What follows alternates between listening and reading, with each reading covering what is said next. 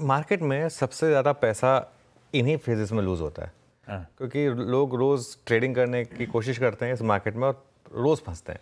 ये market actually थोड़ा सा टाइम है इस मार्केट से थोड़ा दूर रहने का, ट्रेडिंग के हिसाब से थोड़ा कहीं और टाइम स्पेंड करने का। मैं क्रिकेट सीज़न चल रहा है, इसके लिए इसको क्रिकेट टर्म्स में एक्सप्लेन करता हूँ। सबको आदत लग गई है T20 की, और ये चल रहा है इस समय टेस्ट मैच क्रिकेट। ये क्लासिकल टेस्ट मैच क्रिकेट है आशीष, जो एक समझ लीजिए जो ऑस्ट्रेलिया में वाला जो टेस्ट मैच होता था ना, बिल्कुल क्लासिकल टेस्ट मैच क्रिकेट, उसका डे 1 या डे 2 कह लीजिए आप, उस तरीके का मैच चल रहा है। इस मार्केट में आपका काम जो है वो सहवाग बनकर नहीं, इस मार्केट में आपको द्रविड़ बनकर खेलना पड़ेगा, ठीक है। सहवाग बनने का भी टाइम आएगा, लेकिन जो आया था जैसे कि अगस्त सितंबर में जो था टाइम, वो टाइम दोबारा आएगा मार्केट में, बहुत ज़्यादा टाइम नहीं रहेगा। लेकिन देखिए क्यों मतलब द्रविड़ जैसे प्लेयर्स की भी इंपॉर्टेंस होती है, क्योंकि भाई ये जो फेजेस होते हैं ना, इनमें आपको वहाँ से सीखना चाहिए कि क्या करना है। और जैसे मैं कह रहा हूँ, इस मार्केट को अब हम टेस्ट मैच की परिभाषा में समझेंगे, क्योंकि एक टेस्ट मैच चल रहा है, T20 नहीं चल रहा है। इस समय आप पर्थ में खेल रहे हैं और आपका स्कोर है 100 रन पर 4 विकेट। आप ये समझ लीजिए, आप 100 रन पर 4 विकेट पर हैं। अब आपको क्या करना है?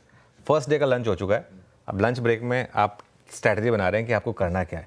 यहाँ से अगर आपने अभी विकेट बचा लिया अगले सेशन में, लंच से टी के बीच में, तो 300 से 400 रन आपका टोटल बन सकता है, ठीक है, जो पर्थ में एक अच्छा स्कोर होगा। लेकिन अगर आपने यहाँ पर एक और विकेट गंवा दिया, लास्ट रिमेनिंग जो बैट्समैन का पेयर है वो गंवा दिया, तो 150 पर ऑल आउट हो जाने के चांसेस हैं।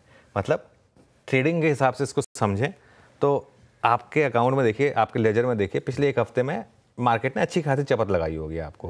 अब आपकी जो ट्रेडिंग कैपिटल बची होगी, या तो आप उसको बचा लीजिए ताकि जब अगला फेज़ आए तो उसमें आप अच्छे से उसको यूज़ कर पाएँ, या फिर और ट्रेड चेस करने के चक्कर में उसको भी गंवा दीजिए, उसके बाद नई ट्रेडिंग कैपिटल से शुरुआत करिए। ये एक सिंपल स्ट्रैटेजी है मार्केट की। अच्छा, एक और चीज़ बता दूँ मैं आपको, क्यों हम लोगों को ये अक्टूबर महीना इतना थका थका हुआ सा लग रहा है। अभी मतलब आज सिर्फ मिड पॉइंट आया अक्टूबर का, और ऑलरेडी ऐसा लग रहा है पता नहीं अक्टूबर कब स्टार्ट हुआ था। निफ्टी में करेक्शन की शुरुआत एग्जैक्टली 1 अक्टूबर से शुरू हुई थी, मतलब अक्टूबर के पहले दिन से ही 13 दिन हो गए अब निफ्टी को करेक्ट होते होते। इस 13 दिन में प्राइस डैमेज सिर्फ 3 दिन हुआ है। वही जो मैं कह रहा हूँ ना, 54 हैं आप, तो 3 विकेट लगातार एक के बाद एक गिरे थे, उसके बाद तो आप स्टेबल ही हैं। बाकी 10 दिन तो हमने कंसोलिडेट किया है, उनमें से कुछ दिन तो हम ऊपर भी रहे हैं, लेकिन ये 13 दिन में मार्केट 4.5% नीचे। अब 4.5% कोई बहुत बड़ी करेक्शन नहीं है, लेकिन आपको लग रही है ये बड़ी करेक्शन, क्योंकि थोड़ा टाइम हो गया, प्लस मार्केट ने कभी इतना टाइम स्पेंड नहीं किया नीचे। नॉर्मली मार्केट 1-2 दिन गिरता है फिर चलना शुरू हो जाता है, ये हमारी आदत रही है, वो आदत थोड़ी सी यहाँ पर बिगड़ गई है। अब मैं क्यों नेगेटिव नहीं हूँ उसके कारण बता देता हूँ, बाकी तो जो स्क्रीन कहेगी वो रिस्पेक्ट करना पड़ेगा। पहली बात, FII की सेलिंग अब काफ़ी कम हो चुकी है। जो FIIs 15,000 करोड़ बेच रहे थे, अब कल का नंबर देखिए, कल का नंबर था 1750 करोड़ का FII का कैश मार्केट का नंबर, ठीक है। और जैसे मैं कह रहा हूँ, पीक पे ये नंबर था 15,000 करोड़, तो 15,000 करोड़ की जो डे की सेलिंग थी, अब वो गिरते गिरते गिरते गिरते 1750 करोड़ पर आ चुकी है। FIIs की इंडेक्स फ्यूचर्स पर पोजीशनिंग काफ़ी लाइट है, अब हम 34-35% नेट लॉन्ग पर हैं, जो हम एक समय पे 85% नेट लॉन्ग पे थे। अब क्या गिरने कोई 10% तक नहीं आ सकता? आ सकता है वो, लेकिन कहीं तो आपको एक व्यू लेना पड़ेगा ना कि हम ओवरसोल्ड है। पुट कॉल रेशो देखिए आप, लगातार पुट कॉल रेशो, अच्छा अच्छी मार्केट में पुट कॉल रेशो नहीं चल रहा है, क्योंकि लोग पुट बेचने से डर रहे हैं इस मार्केट में, तो पुट कॉल रेशो अभी भी ओवरसोल्ड है। मार्केट में नई मंदी होगी सिर्फ 24,694 के नीचे, जो कि अक्टूबर का लो था। हाँ, अगर ये टूटेगा तो शायद हो सकता है मार्केट एक 200 डे मूविंग एवरेज की करेक्शन के लिए तैयार हो जाए। इसमें एक और अच्छी चीज़ हो रही है मार्केट में, जब मार्केट कंसोलिडेट करता है ना, तो मूविंग एवरेज अपने आप ऊपर आ जाते हैं। मूविंग एवरेजेस को टेस्ट करने के 2 तरीके होते हैं, तो प्राइस नीचे आ जाए या मूविंग एवरेज ऊपर आ जाए। इस समय मोर और लेस दोनों हो रहे हैं। अब देखिए, आप 20 के नीचे हैं, 50 के काफ़ी करीब हैं, 100 के काफ़ी करीब हैं, 200 थोड़ा सा नीचे है, लेकिन वो भी धीरे धीरे ऊपर आ रहा है। इस समय करीब 25,250 पर है 24,250 पर है 200 डे मूविंग एवरेज, शायद उसके आसपास है।